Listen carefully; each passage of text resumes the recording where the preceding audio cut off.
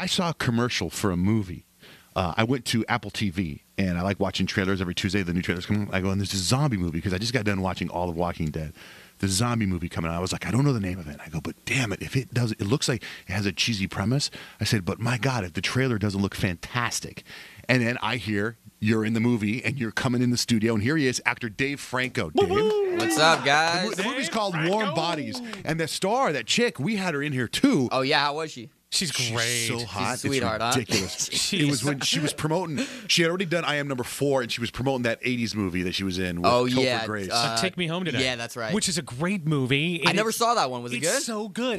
But I'm a sucker for like one of those coming of age romantic. Totally. Like, I assume amazing music. Yeah, but you know what? Take Me Home Tonight. The song's not even in there. What? That is why the movie did not do well. Well, how do you call it that and not put that song in there? From the 80s. What's her name again? Because she's way Teresa Palmer. Oh, God, she's so hot. She's incapable of... Did you tell her how hot she was in person? Oh, my God, totally. I got pictures of her. We took a million pictures. She smelled so good. I remember, like, I remember she was wearing like a little tiger print outfit. She was sitting right here. It was like a year and a half ago. She's incapable of not looking good. I mean, she looks good nonstop, right? Very beautiful girl. Very beautiful girl. But you're not the dude, the main zombie guy. I'm not. No, the main zombie guy pretty much kills me within the first 5 minutes. And well, wait a minute now. When you come back as a zombie, if you die? No, you get to see my story play out in flashbacks. But I get kind of shafted because he kills me. He uses my memories to court Teresa's character, who's my ex-girlfriend. And that's just kind of that. Yeah. Wow. Hey, I got to tell you, before we jump around a lot here, but before we get to more of Warm Bodies, I'm watching 21 Jump Street, the movie. And I grew up watching 21 Jump Street. I mean, like my mom used to call me her little Johnny Depp. No way. Because I had an earring, and I tried to dress like him, and I was stupid. So I was excited to see the movie. You were, okay. You weren't. I was so excited to see the movie. Okay. Because a lot of people had doubts going into it. They were thinking this is kind of a dumb idea to adapt this into a movie. I was glad they did it, and I was glad it wasn't cheesy like Starsky and Hutch. Totally. Remember Starsky and Hutch? I thought that was stupid. I wanted it to be, this was kick-ass. Right, okay, This was kick-ass. And then as I'm watching your role, and you played it perfectly. Thanks. You were perfectly casted. But there was something familiar about you. And I'm sure you've heard this before. And I'm going, God, that guy looks familiar. I'm like, where? And then finally I'm like, is that James Franco's brother? I literally thought that to myself, and I waited to the credits, and sure enough, and I was like, wow. There you go. It's such a trip, man. There you go. Soon enough, he'll be referred to as Dave Franco's older brother. There you go. I was going to follow up with that because you know what? There's a history of brothers getting in the business and the younger brother becoming the bigger star. Who are you thinking of right now? There's Randy Quaid and Dennis Quaid. There you go. Bo Bridges and Jeff Bridges. Okay. Mark Wahlberg. Mark Wahlberg and Danny Wahlberg. Okay. Do you see what I'm saying? The only person that screwed up that theory Michael is Jackson? Casey Affleck. He's still solid, though. Yeah, but he's not Ben Affleck. I hear you. So, there's still, I mean, even I heard Letterman talking about him. He was like, what's the name of that Affleck kid, the brother? And you call him Larry Affleck. but so there, and plus, your brother's cool, but you're actually like you're better looking than he is. Oh, come on. You get that a lot? Nah, you're just saying that. No, I mean, I'm serious. You tell him. I do love the commercial for his new movie with Seth Rogen when it's going to be fun, man. Kenny Powers Have like, you seen it? Come on. I haven't yet. I'm that dying looks to. great. Yeah. You remember the line Kenny Powers says? He goes, come on, James Franco didn't suck a dick last night. Right? Do you know the line? Did you see it? Oh, yeah. It looks fantastic. I love your brother's way of checking his ego and doing soap operas and doing the serious movies and doing screwed up movies. He does what he wants, man. I think that's the thing. It's just like, he doesn't care what people think. It's just like if he's drawn towards something as weird as it may be, that's all that matters to him. Do you talk about your careers? Does he know what you've got coming up and you know what he's got coming up? Not at all, actually.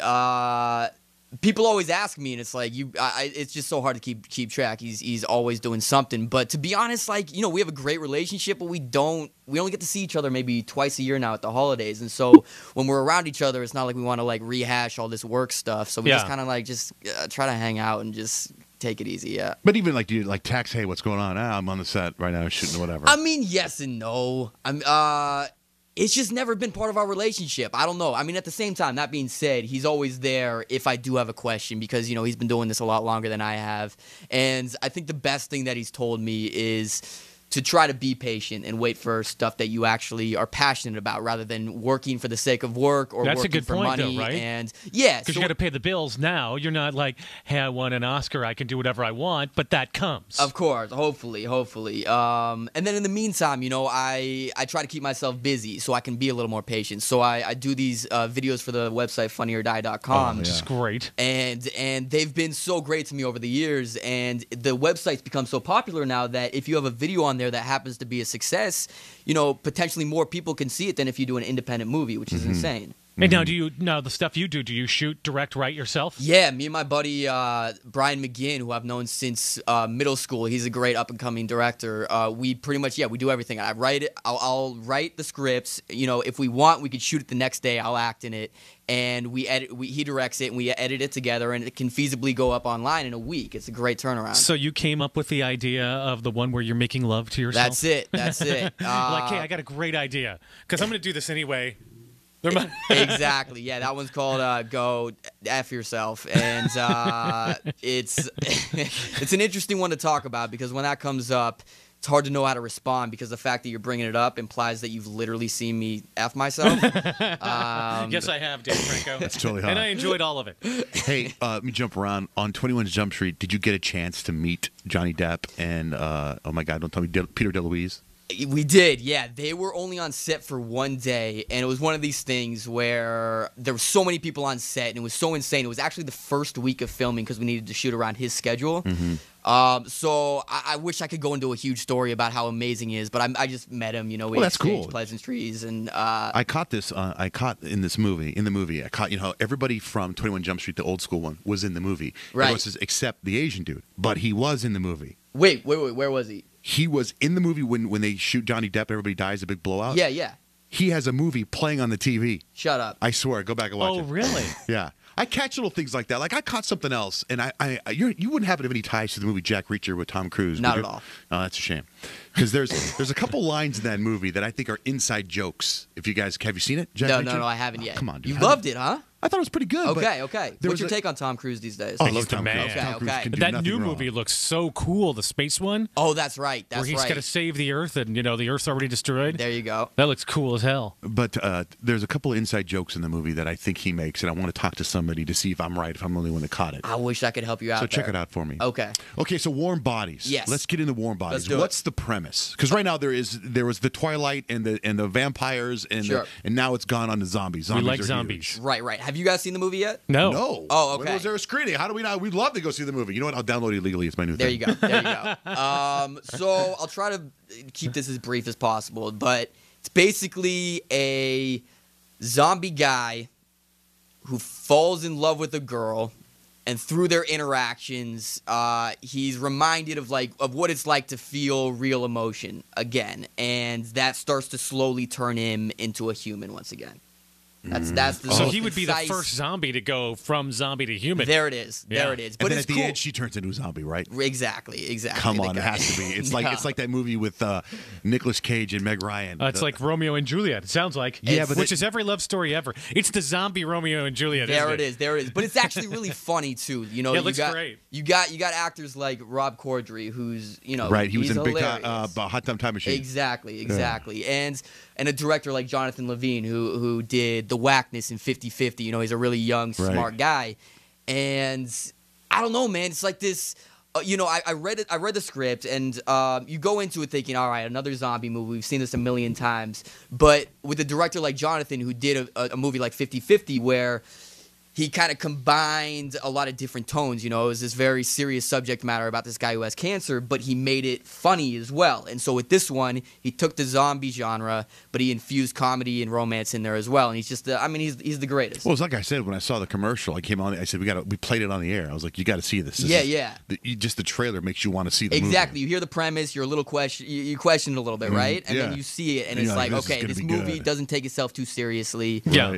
It kind of pokes fun at itself when it needs And to. it's a coming of age comedy, which I just told you I'm a huge fan of. There it is. Throw a zombie in there, and I'm all in. 100%. You got a good Walk 90s us- soundtrack? I'm all over We it. got you. We got you covered on all fronts. Dave Franco's in the studio. Walk us through, like right now, you're promoting this movie.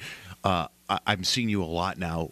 What's coming down for you? What's down? Like, what are you working? What's the next 3 movies you got? Because I know you got stuff. All right. We got Warm Bodies coming out February 1st. Then in the summer, I got a movie called Now You See Me, which is basically these 4 magicians who are at. Oh my God! I saw the commercial for that. There it is. Hold on a second. Oh my God! That's with the guy from The Social Network, right? Yeah. Dude, that looks so flipping good. Yeah, right? Yeah. Wait, tell me about it again. Okay, yeah. All right. So it's these 4 magicians who are at the top of their game in different fields of magic. So there's like, a hypnotist. Yes, you rob banks and stuff. There it is. Yes. Yeah, you're giving it away. Oh, sorry. All right. Oh, it's going to be a kick-ass movie, dude. So you rob banks? Is that what I'm hearing? So basically, yeah, these 4 guys, they come together and they use their abilities to pull off these bank heists. And so it's kind of like an Ocean's 11 with the magic element That thrown in sounds there. awesome. Yeah, and it's got this incredible cast that I somehow snuck my way into. It's like you're saying, Jesse Eisenberg, right. Mark Ruffalo, Woody Harrelson, Isla Fisher, Michael Caine, Morgan Freeman. It never stops, man. Well, there's more. Who else? There's more. There's Melanie Laurent, who was in the Inglourious Bastards. Yeah. And who else? Yeah, who else? Common is in it. Right. It never ends, man. Common's good in a heist movie. There you go. Exactly. He's cool like that. Perfect. Yeah. Perfect. Yeah, So is that done? You're done shooting it then? Yeah, we're done with that. Well, actually, I'm going back for reshoots in like a week, but it's pretty much finished. That's going to be huge. It's going to be fun, I think. No, it's going to be huge. That's the one that's going to be. I like it. Right? That's the one where you're never going to talk to us again after that one comes out. Right? Hey, should we play him this video we just got? Yeah, but wait, I want to hear the other movies. All right, you said you were going to. Oh, no. I mean, at this point, there's a couple things that are kind of in the air, but to be honest, like I was saying, in between movies, we're doing these short films for Funny or Die, so we're always pumping out those. We got a fun one coming out. I don't want to give away too much, but it's with this 7-foot basketball player and myself, pretty much going through a series of competitions. And you can imagine I'm a small dude, and stuff gets weird based on. I mean, same vibe as Go F Yourself, but a little cleaner because he's an athlete. We couldn't go as far. But you pitched him. Let me tell you what I see you, the level where I see you right now, what you need in your career, Please. in my opinion. Please.